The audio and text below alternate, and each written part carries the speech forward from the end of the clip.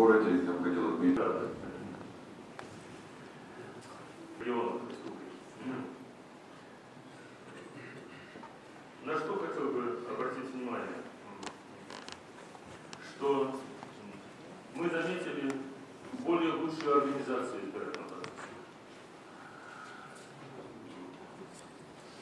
Избирательные участки располагались в хорошо подготовленных помещениях, солидных учреждениях. Это были, как правило, школы, высшие учебные заведения.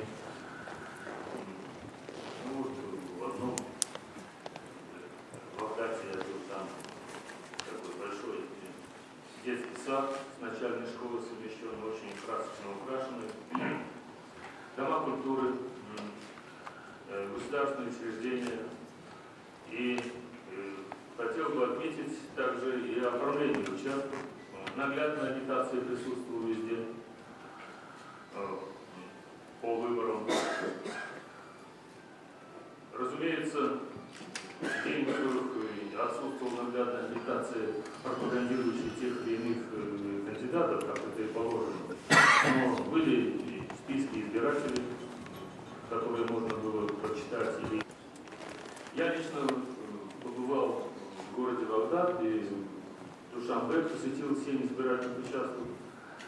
Мои коллеги таким же образом где-то по 10 участков, некоторые больше, некоторые меньше, посетили в различных регионах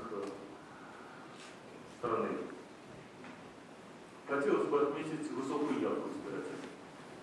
Это мы видели собственными глазами.